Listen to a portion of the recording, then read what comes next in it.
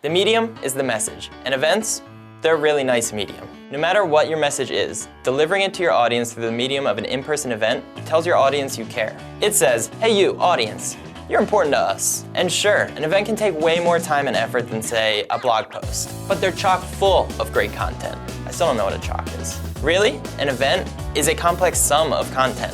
Content that you can use before, during, and well after the event. So, let's explore some of the ways you can leverage other mediums to get the most out of your hard work. First, user-generated content. Getting event goers to generate content pretty much seems like a no-brainer.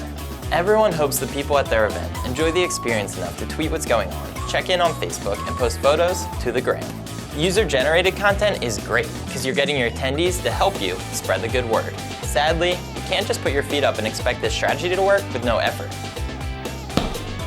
So what you need to do is encourage and facilitate UGC and, make your event good enough to share. First, definitely pick a good hashtag and encourage its use. Your hashtag is a great back channel to your event, and it can really take off if people know they can expect a reply or two. Your hashtag can also highlight who's at your event. A simple but effective trick is to set up a fun photo op and have a sign with your hashtag. Or do what we did and build a photo booth. People could tweet out their photos and the photo booth added the hashtag like sweet tweet magic. Next, high quality photo and video. Yes, people taking and sharing photos with their phones is great, but there is a quality ceiling you're gonna hit with that strategy. When it comes to capturing photo and video of your event, consider a designated professional. If you're worried about budget, look at the amount of content you're trying to get out of the event. The simple fact is, professional photo and video are really easy to work with afterwards. People with experience are going to capture better images because they know what to look for and how to get the best shots. Isn't that right, Bob? So, if you use a professional, the hard work of actually making the content look good is done. It also keeps you free to do what you need to do during the event. Trust us, this is going to reduce your stress level immensely. Our friends at Philly Give and Get have a professional take photos at their events, and it really encourages people to spread the word. But there's more value to this content than just creating a Facebook gallery.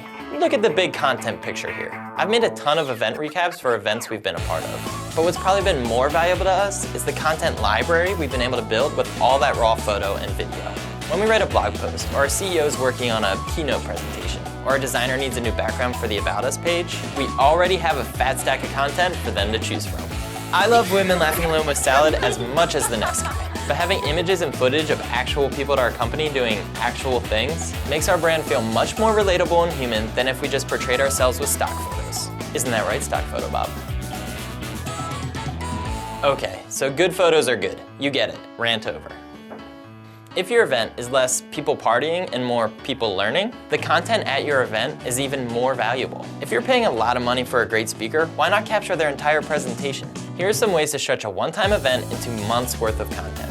Watch the recordings later and put together a smart blog post of everything you learned. Release audio and video recordings of people's presentations after the event. You can share the recordings as blog posts, on-demand webinars, or as inside info to your newsletter subscribers. Maybe you don't want to share the whole event. Instead, highlight some good insights with short edited pieces. A great option for this is to pull together all your favorite user-generated content and make a Store 5 recap.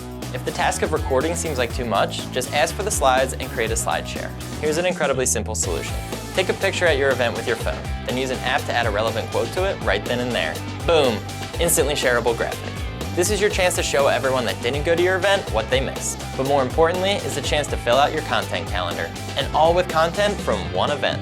Suddenly, events seem worth the initial time and effort. Am I right? Am I right? These examples are just the tools for capturing the content. Once you've gotten the content from the event, there's tons of ways to leverage it. The best thing to do is to have a clear plan of how you'd like to share it before the event even starts. This way, you'll know what to capture and how to capture it. So what have we missed? What's worked for you in your events? Please, let us know in the comments below. We would love to share your experiences with other event creators and learn some cool new ideas ourselves.